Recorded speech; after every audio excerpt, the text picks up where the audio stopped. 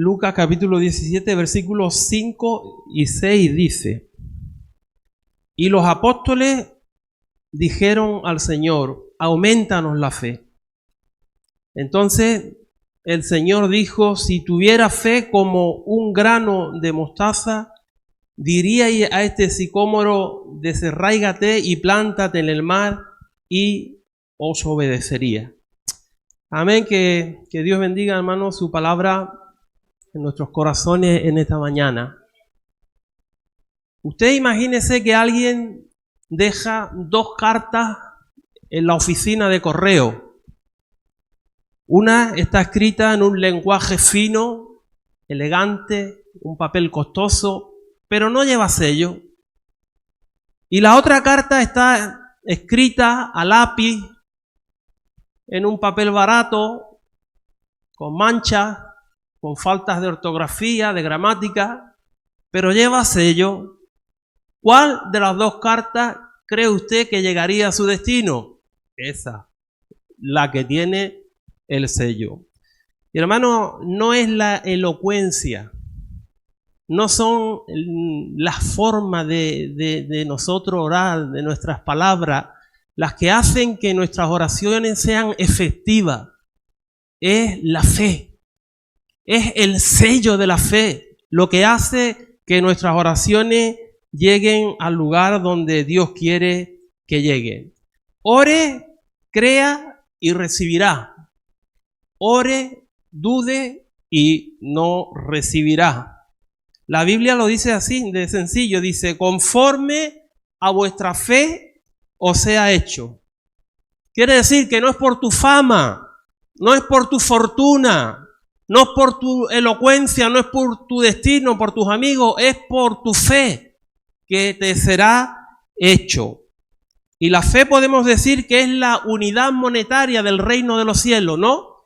Cuando tú vas a Mercadona o a Carrefour, tú que para comprar comida, ¿qué necesitas? Dinero. Claro, yo quiero un paquete de arroz, dinero.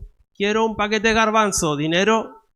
Y hermano, en el reino de Dios, para conseguir, necesitamos fe. La fe es el mayor activo que tenemos. La incredulidad es el obstáculo más grande. La incredulidad es jefe de la maldad. Es el padre del pecado, la madre del pecado, el origen del pecado y el pecado de todos los pecados, la incredulidad. Dice que la incredulidad hizo pecar a Eva en el jardín del Edén porque no creyó a Dios. La incredulidad cerraron las puertas de la tierra prometida a los israelitas. La incredulidad de la gente ató las manos de Jesús en su ciudad natal. Dice que no hizo allí muchos milagros a causa de la incredulidad de ellos. Y hermano, parece increíble, pero es cierto. El Dios soberano se ha limitado muchas veces a trabajar según la fe de su pueblo. Entonces, ¿cuál es el pecado que manda hoy a la gente al infierno? ¿Cuál es el pecado? No es la mentira. Y ahora te lo voy a explicar para que no te líes. El pecado no es el asesinato, la violación, el incendio de los bosques de forma provocada. No es la soberbia, el orgullo, la homosexualidad, la arrogancia. El pecado que manda a la gente al infierno es la incredulidad. ¿Por qué? Porque Jesús murió por todos los pecados. Y cuando una persona va a Jesús y le pide perdón, Dios lo perdona. Cuando una persona va con fe, Dios lo perdona. Y no solo lo perdona, Dios le cambia la vida. Dios hace que lo que antes le agradaba, ahora lo aborrezca. Porque ese es el cristianismo, hermano y amigo. Dios cambia la vida. Pero la incredulidad, ¿qué hace? Manda a la gente al infierno. ¿Por qué? Porque ellos no van a Cristo. Ellos no van a recibir perdón de pecado. El apóstol San Juan lo dice, capítulo 3 del Evangelio, versículo 18, dice: el que cree en él no es condenado, pero el que no cree ya ha sido condenado porque no ha creído en el nombre del unigénito Hijo de Dios. Jesús le dijo a un padre cuyo hijo estaba endemoniado. Le dijo, si puedes creer, al que cree, todo lo es posible. Hermano, y la Biblia dice que el justo vive ¿por qué? Por fe. Vivimos por fe. Así como usted vive físicamente por medio de la respiración y de la nutrición, que los alimentos que toma, vivimos por fe. ¿Usted ha pensado alguna vez, hermano, en todo lo que recibimos por fe? Bueno, no vamos a decirlo en esta mañana porque tendríamos que estar aquí hasta las 12 de la noche hablando. Pero ¿usted ha pensado realmente lo que recibimos por fe? La salvación. La salvación del alma, ¿qué cosa más importante? Jesús dijo, ¿para qué le vale al hombre ganar el mundo si luego pierde el alma? ¿Para qué te vale tener todo el dinero del mundo, toda la fama del mundo, todo el poder del mundo, si aquí vas a estar 70 años, 80? Voy a ser generoso contigo, hombre. 90. Y luego, ¿qué son 90 años al lado de la eternidad? ¿Para qué le vale al hombre? Dice Jesús. La salvación viene por la fe, dice. Justificados pues por la fe, tenemos paz para con Dios por medio de nuestro Señor Jesucristo. La llenura del Espíritu Santo, ese Espíritu que nos consuela, ese Espíritu que nos da fuerza, ese Espíritu que nos da sabiduría para entender las Escrituras, ese Espíritu que nos hace victoriosos ante los problemas de la vida. ¿Cómo somos llenos del Espíritu? Dice, para que la bendición de Abraham llegara por Cristo Jesús a los gentiles, a fin de que recibamos la promesa del Espíritu por medio de la fe. La victoria sobre el mundo. Hermano, un mundo que está corrompido. Un mundo que, ayer se le decía yo a mi esposa, digo, están metiendo cosas en las películas, pecados, que hace años que no se veían. A través del cine, de la tele, de la literatura, están tratando de hacernos ver de que las cosas son normales. Cuando delante de Dios eso es una basura. Un mundo corrupto, lleno de maldad, donde la gente se van dando codo y poniendo zancadilla para que caiga la que está al lado. ¿Cómo vencemos a este mundo, hermano? Bueno, el apóstol Juan lo dice. Dice, porque todo lo que ha nacido de Dios vence al mundo.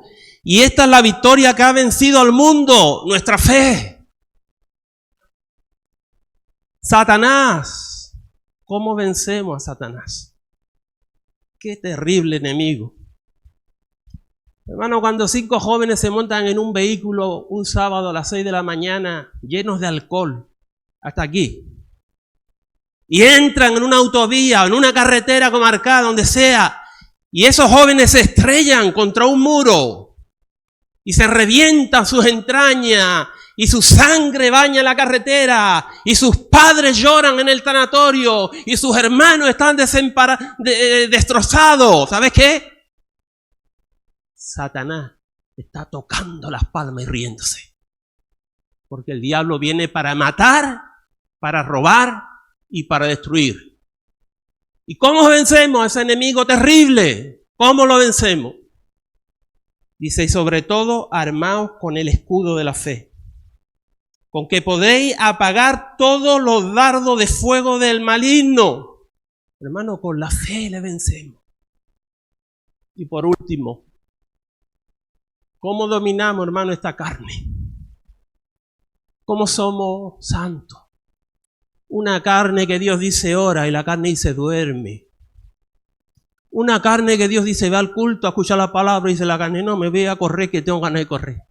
Voy a bajar el colesterol, que te lo baja el Señor. La carne es así. Dios dice blanco, la carne dice negro. La carne es mala, hermano. Todas son malas, ¿eh? La japonesa, la española, las latinas, las noruegas. No hay carne buena. Aquí no es como la carnicería. Carne primera, carne segunda. No. Aquí está todo el mundo condenado. ¿Y cómo vencemos la carne? Bueno, lo dice la palabra. Dice, para que reciban perdón de pecado. Hechos 26, 18. Dice, para que reciban perdón de pecado y una herencia entre los santificados por la fe en mí. Una herencia entre los santificados dice por la fe en mí. Entonces, hermanos, fíjate cuántas bendiciones. Ahora, cuántos problemas nos da, ¿no?, cuando no tenemos fe.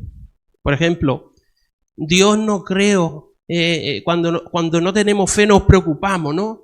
Y decimos, oh Dios, yo no creo que Dios pueda controlar esto. Hermano, cuando no hay fe, el problema nos aturde.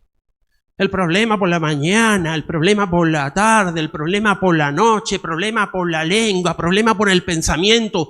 Y digo yo, ¿acaso es más grande el problema que Dios? Hermano, cuando no hay fe, somos arrastrados por los problemas. No solo eso, hay soledad. Parece que Dios está en el espacio infinito, que ya se ha olvidado de Dios de mí. Hay culpa, porque no sentimos el amor y el perdón de Dios para nuestras vidas. Y hermanos, si realmente creyéramos, hay desobediencia cuando no hay fe. Porque si realmente creyéramos en la palabra de Dios, no la violaríamos, no la desobedeceríamos. Si creyéramos que es la palabra de Dios. Entonces, ¿cuán importante es la fe? Ahora, ¿cómo conseguimos la fe? Porque si vamos a hablar de todo esto y no decimos cómo la conseguimos, entonces nos vamos igual que montrados, ¿no? ¿Cómo conseguimos la fe? En este mundo se habla de la fe, ¿no? Ten fe, no pierdas la fe, me falta fe. Pero hermanos, pocos saben cómo se consigue realmente la fe. El apóstol Pablo da luz a este misterio, ¿no? En Romanos capítulo 10, él dice, así que la fe es por el oír, y el oír la palabra de Dios. Así que donde la Biblia es ignorada, la fe se debilita. Y donde la Biblia es predicada y escuchada, la fe crece. La fe se fortalece. La fe no nace del ánimo, ni de pensamientos positivos, ni de repetir frases motivadoras. La fe viene, hermano, por una fuente, que es la palabra de Dios. ¿Tú sabías que la fe es como una semilla? Un campesino no puede hacer crecer una planta solamente con el deseo, ¿no? El campesino se pone allí al lado del bancar, la tierra, y dice, tomates, salgan.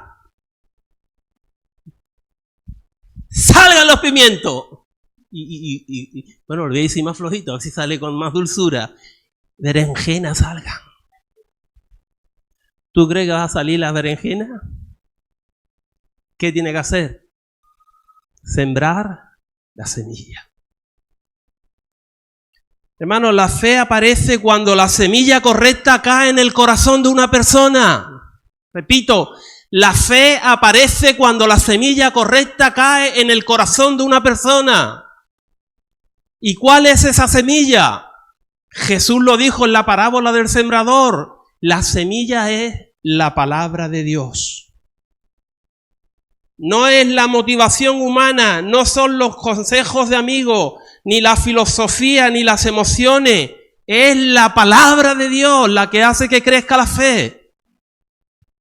¿Te gustaría que creciera tu fe? ¿Te gustaría que creciera tu fe? Pues entonces, hermano, en primer lugar, escucha la palabra de Dios. No pierda el buen consejo que Dios nos da de venir a la iglesia para escuchar la palabra de Dios. ¿Por qué? Porque dice el apóstol San Pablo que Dios ha puesto ministerio en la iglesia. Pastores, maestros, evangelistas, profetas, para edificación del cuerpo de Cristo. Cuando tú vienes a la iglesia, Dios ha puesto ahí unos ministerios que están impartiendo una palabra y esa palabra va a traer fe a tu corazón. Segundo, ¿quieres que tu fe crezca? Usted no solamente se tiene que conformar con escuchar la palabra aquí todos los domingos, que hay que hacerlo. Usted tiene que meditar y abrazar la palabra de Dios cada día en su casa. Hermano, no me diga que no tiene tiempo, porque eso no me lo creo yo. Vamos, que no tengamos 10 minutos para leer la Biblia, eso es imposible. Pero si tú quieres ser fuerte en el espíritu, si tú quieres estar firme ante los problemas, si tú quieres que tu familia sea bendecida, si tú quieres que tu fe crezca, tienes que apartarte un tiempo en tu casa y meditar en la palabra de Dios. Y algo muy importante, hermano, esto es muy importante. Si tú quieres que tu fe crezca, usted tiene que obedecer la palabra de Dios. Cada paso de obediencia fortalece la fe. La fe que no se practica se debilita. Cuando tú oras, la fe se fortalece. Cuando dejas de orar, la fe se debilita. Cuando tú perdonas, la fe se fortalece. Cuando guardas rencor, la fe se debilita. A medida que tú vas poniendo en práctica la palabra de Dios, hermano, tu fe se va fortaleciendo. Alguien dijo que la fe es la creencia con pies. ¿Cómo hablamos? ¿Cómo actuamos en nuestro trabajo, con nuestra familia, con nuestra esposa, con nuestro esposo, con nuestros hijos? Eso está hablando, hermano, de cómo es nuestra fe. Está hablando de cómo es nuestra fe. ¿Cómo podemos saber que tenemos una fe genuina? ¿Cómo podemos saber que tenemos una fe bíblica? Bueno, la fe bíblica, hermano, no es hacer la voluntad del hombre en el cielo, es que la voluntad de Dios se haga en la tierra. Esa es la fe bíblica. La fe bíblica es hacer la voluntad de Dios. Dios no le va a dar nunca nada a alguien que no sea su voluntad. Y eso es maravilloso porque nos recuerda que Dios está al control, Dios está al timón. Si yo tengo mucha fe, y veo un saco de patata y digo que se convierta el saco de patata en moneda de 2 euros, no se van a convertir en moneda de 2 euros. Olvídate de las monedas de 2 euros. No se va a convertir porque no es la voluntad de Dios. El poder de Dios opera y la fe y el don de fe opera cuando estamos orando y clamando y buscando y pidiendo en armonía con la voluntad de Dios. No es cuestión de lo que yo quiero, es asunto de lo que Dios dice. Y Él tiene que estar al control. ¿Usted recuerda haber oído hablar del rey Midas y el oro? ¿La ha oído hablar alguna vez? Yo creo que sí, ¿no? Dice que el rey Midas y el oro es una de las leyendas más conocidas de la mitología griega. Este rey era muy ambicioso, tenía mucho deseo de oro. Y él pidió a los dioses paganos, que no existen, por supuesto, nada más que hay un dios, pero es la mitología. Él pidió a los dioses paganos que le dieran, avariciosamente, que le dieran la capacidad de que todo lo tocara se convirtiera en oro. Y le fue concedido a Midas eso. Al principio todo iba muy bien. Tocaba una flor, oro. Tocaba un árbol, se convertía en oro. Cualquier objeto que tocabas se convertía en el metal dorado precioso. Sin embargo, la alegría duró poco tiempo. Al sentarse a comer, la comida y la bebida se convirtió en oro. Y ya no podía comer. Una hija que tenía, cuando fue a abrazarla, se volvió oro sólido. Y lo que parecía que iba a ser una bendición, se convirtió en una maldición. Hermano, si usted tuviera fe ilimitada, esta se convertiría en una maldición en su vida. A veces decimos, ¿y por qué Dios no me da esto? Tú deja que Dios sea Dios. Deja que Dios esté al mando. No sea tú el piloto, tú de copiloto. Y deja al piloto que es Jesucristo. Si Dios nos diera toda la fe para hacer todo lo que nosotros quisiéramos, lo único que íbamos a hacer es enredar las cosas. Enredar las cosas. Amigo, usted necesita fe para vivir y también necesita fe para morir. Hoy vamos a orar. No va a ser un mensaje muy largo, no se preocupe. Usted necesita fe para vivir y usted necesita fe para morir. Hay una realidad que no todo el mundo es consciente de ella. Y es que el día que usted muera y su cuerpo esté en el tanatorio, simultáneamente usted va a ser consciente de que hay otra vida. Y sus familiares le van a estar velando. Ahí está su cuerpo y usted ya es consciente de que hay otra vida. Y muchos van a decir, Dios mío, ¿esto qué es? ¿No? Llevaba razón los locos evangélicos que hablaban de que hay un cielo y hay un infierno.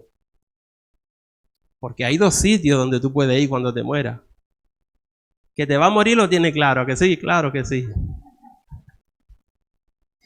Pues también tiene que tener clara la otra, y es que hay un cielo y hay un infierno. Solamente hay dos sitios. Hay algunos que están inspirados por el diablo.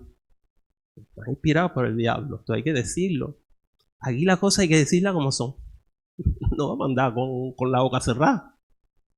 Algunos inspirados por el diablo. Dice que hay un tercer lugar después de la muerte, que es el purgatorio. La Biblia no habla de purgatorio. Eso es lo que Satanás susurra a las orejas de la gente. No, tú vives la vida, no te preocupes de ir a la iglesia, ni tanto de la Biblia, tampoco hace falta tanta Biblia, tú vives tu vida, no te preocupes. Luego, cuando te mueras, 15 años en el purgatorio, 20, 30, a purgar y al cielo. No. Solamente hay dos sitios, amigos. El cielo y el infierno. Y es en vida donde tenemos que tomar la decisión si vamos con Cristo o vamos sin Cristo. En vida. Ahora, la pregunta, ¿usted sabe cómo ser salvo?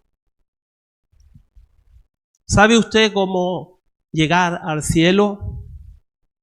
Bueno, la Biblia lo dice en forma dulce, segura y concisa. Cree en el Señor Jesucristo y serás salvo. ¿Qué le parece si Dios hubiera dicho, si quieres ser salvo, debe de correr todos los días alrededor de tu vecindario? Bueno, eso hubiera sido muy fácil para el que le gusta correr. Pero ¿y los minusválidos qué? ¿Y los que están en los hospitales que no pueden moverse de la cama? Suponga que Dios haya dicho, si quieres ser salvo, deben de leer por lo menos todos los días un capítulo de la Biblia. Eso es fácil. Pero ¿y el que no sabe leer? El que está en un lugar donde ni siquiera puede aprender a leer. Qué bueno, ¿verdad? Que Dios no dijo eso. Suponga que Dios hubiera dicho, el que quiera ser salvo debe de dar semanalmente 50 euros. Bueno, habrá gente que pueda dar 50, 1000, 2000, 3000, pero ¿sabes qué? Hay gente que no pueden dar ni siquiera un euro, porque en el mundo viven con un euro para comer todo el día. Qué bueno que Dios no dijera eso. Pero hay una cosa que cualquier persona en el mundo y en cualquier lugar puede hacer, y es creer en el Señor Jesucristo. Cree en el Señor Jesucristo, amigo, y será salvo. Yo no sé si usted ha recibido ya a Jesús en su corazón como su Salvador. Si Jesús está en tu corazón, va rumbo al cielo. Si Jesús no está en tu corazón, va rumbo al infierno. La Biblia dice, a los suyos vino, y los suyos no le recibieron, mas a los que le recibieron, a los que creen en su nombre, les dio la potestad de ser hechos hijos de Dios. Amén. ¿Has recibido a Jesús en tu corazón? Ya le has dicho, Señor, ven a mi vida, perdóname, reconozco mis pecados, reconozco que te necesito. Señor, ayúdame, sálvame. Señor, no solamente quiero que me salve, yo quiero obedecerte. No solamente quiero decir soy cristiano, Señor, yo quiero andar como tú anduviste. Yo quiero seguir tus pisadas. Quiero ser un Cristo pequeño aquí en la tierra. ¿Hay alguien que no ha recibido a Jesús en su corazón? Nunca. Hoy vamos a orar. Vamos a orar por salvación. Y también, hermano, vamos a orar por fe. Los discípulos dijeron, Señor, aumentanos la fe. ¿Sabe que la fe es como un músculo? ¿Sabe que tú no naces con una medida de fe y te quedas estancado? La fe crece. La fe se desarrolla. Quizá hoy los problemas de la vida te dejan caos, pero el poder de la palabra de Dios, el poder del Espíritu Santo, obrando en tu corazón en esta mañana, Él puede hacer de ti un hombre, una mujer llena de fe y llena de valentía. ¿Cuántos quieren fe? A ver, que levanten la mano. Bueno, menos mal que ha levantado todo el mundo la mano, porque vamos, si no, era para irse corriendo. Si después de esto no quieren fe. Gloria a Dios.